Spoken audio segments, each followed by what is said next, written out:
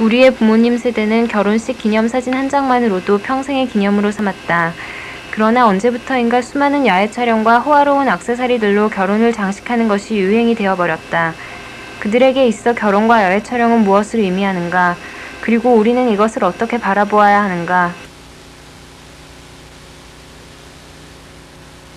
얼마 전에 결혼을 했어요. 그래서 그 친구 결혼식뿐만이 아니라 앨범 촬영하는 거, 그리고 더러는 그 기타 모든을 쫓아다니면서 느낀 건 하나는, 아쉽게도 친구가 약간의 허영심이 있는 친구와 결혼을 하는 바람에 이 어려운 경제 상황에도 불구하고 많은 돈을 들여 결혼을 했어요. 1,500만 원이 넘는 결혼식장을 빌렸고, 우리가 먹지도 않는 케이크 커팅에 40만 원을 썼고, 앨범 촬영과 비디오 촬영하는데 285만 원을 썼으며, 그리고 해외여행 가는데 또 몇백만 원을 썼는데, 내 친구는 근데 반대했지만 그 문제 때문에 둘이 결혼식 전에 며칠을 울고 싸우고 하더라고요. 과연 그럴 필요가 있는지.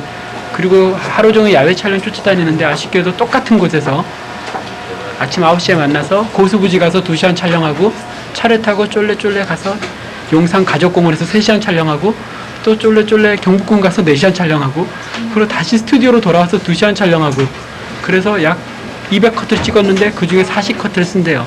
근데 우리뿐만 아니라 주변에 많은 애들이 똑같은 자세로 찍더라고요. 나는 차라리 옆에서 흑백 사진 쭉 찍어주면서 스냅을 찍어줬는데, 그런 사진이 더 재밌지 않을까. 똑같은 포즈와 똑같은 표정, 똑같은 옷, 똑같은 코디. 결국은 찍는 사람도 성의가 없고, 그 사람들 얘기도 사진을 찍는 게 아니라 이거는 그냥 똑같이 만들어 파는 것이다. 하지만 그런 걸 갖고 과연 결혼 생활에 얼마나 행복을 시켜주고, 부부가 싸운 다음에 그 사진 본다고 과연 행복할지는 잘 모르겠어요.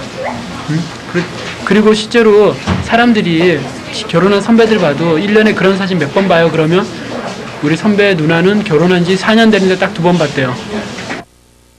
수부지 가서 찍는데 그 지저분한 한강물에다가 완전히 이거 뺑기를 쓰는 거죠.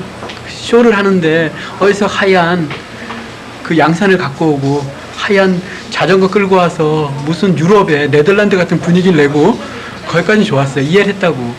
그러더니 갑자기 그 용산 가족공원에 가서 옷을 막 갈아입더니 야외복 촬영을 2번 하고, 거기도 다 이해가 됐어요. 스튜디오 와서는 그 바람관계 사라지다 배경에다가 똑같은 자세로 사진을 찍고, 마이 페어 레이디 복장을 입고 찍고 하는 데는 이건 정체성도 없는 거고, 대체 우리가 뭘 하는 민족인지, 그 표정까지 그 극장 포스터랑 똑같이 하는데, 문정 씨는 참겠어요? 그런 거 보시면?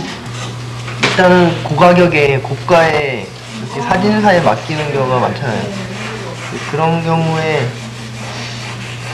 뭐 결혼하는 사람마다 다 획일화된 그런 양식을 가지고 있을 것 같은 생각이 들고, 오히려 둘이 여행하면서 그냥 찍는 앨범을 그냥 모아서 노는 게 낫지, 그렇게 뭐 결혼한다고 뭐 차려입고 나가서 뭐 드레스 입고 자기 옷도 아니면서 그런 옷 입고 찍는다는 게 좀 무서워 보이지 않나? 라고 생각을 해요.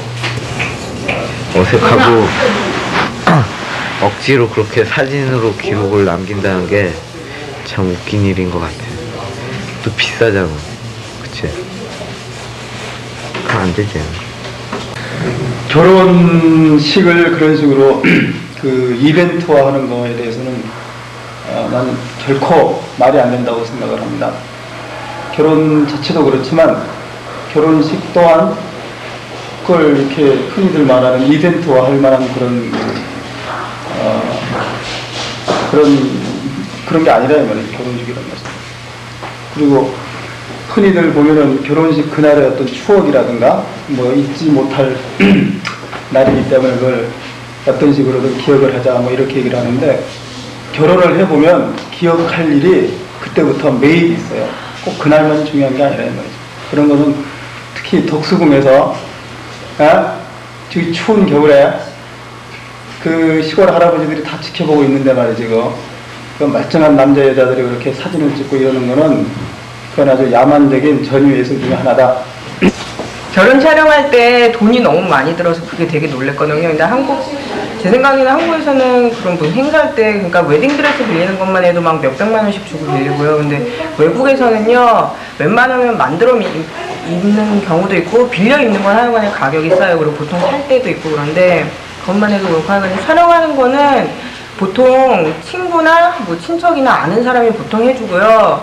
친구가 해주면서 그러니까 사례로 한 친구니까 뭐 돈을 주는 경우도 있지만 그렇게 막 엄청난 돈을 들여가지고 사진 촬영을 그렇게 하진 않거든요. 보통 그냥 친구나 보통 그런 사람들이 보통 해주거든요. 제 생각에는 그렇게 엄청난 돈을 들여서 할 필요는 없다고 생각이 들어요.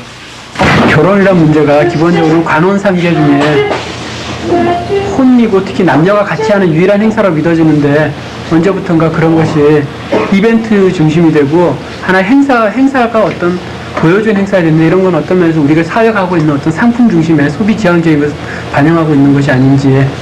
그러니까 한 예를 들면 그렇게 찍어서 뭔가 포장이 돼야 되고 내실보다는 그리고 더 큰 예식장이 있어야 되고 더 큰 화려한 택시도와 웨딩드레스를 입어야 되고 더 비싼 화장과 머리를 해야 되고 이런 것들은 결국은 우리 사회가 지금 지향하고 있는 본질적 문제에 대한 하나의 발레가 아닌가 싶습니다. 그러니까 그 대표적인 예로 보면 우리가 지금 하고 있는 것들 60년대만 해도 우리 부모님이 한 결혼식 보면 시골에 사셨는데 거의 시골 기껏해봐 닭 잡는 정도고 주위 사람 모여서 비록 돈은 못 내셨지만 더 축복된 마음으로 결혼했던 것 같은데 지금 같은 경우는 식사 시간에 간단히 와서 얼굴 보고 축의금 내고 그리고 신부가 저렇게 생겼구나 정도 그리고 뭐 너무나 격시에같이 말 한마디로 갈비탕 먹고 하면 끝나는 건데 무슨 그 장소가 거의 이미 상업을 목적으로 하는 결혼식장에서 이루어지는 자체가 출발점 자체가 틀리지 않았나. 물론 우리 사회가 토지 문제 때문에 그런 걸 자유롭게 할 수 있는 공간이 없고 종교적인 다르기 때문에 종교 공간을 쓸 수 있는 한계점도 있지만 본질적으로 그런 것들이 자본을 중심으로 하는 사회와 몇몇에 의해서 이루어지고 있다는 게 가장 큰 문제가 아닌가 싶고 그런 것들에 따라서 결혼하는 사람조차도 그런 어떤 소비 지향적인 그런 사회체 패러다임 안에 희생될 뿐이지 자기네가 그런 주체가 될 수 없다는 사실이고 설사 그런 생각이 있다 그래도 이미 너무나 기성화되고 이제 우리 사회가 갖고 있는 어떤 발전만 해갖고 그 발전의 모든 과정을 돈, 자본 그리고 거기에 소비로만 일으켰기 때문에 보다 많은 소비가 발전을 반증한다는 그런 잘못된 사고 꼭 잘못됐다고 말하는 건 나의 억측일 수도 있지만 그런 것이 아닌가 싶습니다. 그래서 특히 언니들이 있거나 언니들이 요란한 결혼을 한 경우에는 내가 경험한 바에서는 질시라든지 보이지 않는 경쟁 심리 때문에 좀 더 소비적이고 좀 더 크고 화려한 걸 원하지 않는가. 그런 것들은 진짜 그런 뭐 의식의 문제가 아니라 가장 우리 사회생활할 때 보이는 경쟁관계의 문제라고 생각을 해요. 우선은 거품이 또 결혼식도 우리 사회 자체가 거품이 많이 있다고 생각하는데 그런 거품을 거치면 결정적으로 축의금이 줄어들 거라고 생각을 해요.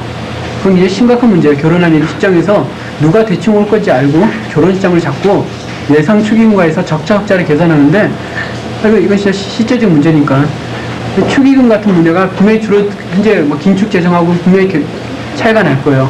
그리고 요즘 보면 결혼식장 선전하는 게 뭐죠? 그 꽃마차가 등장하는 결혼식장.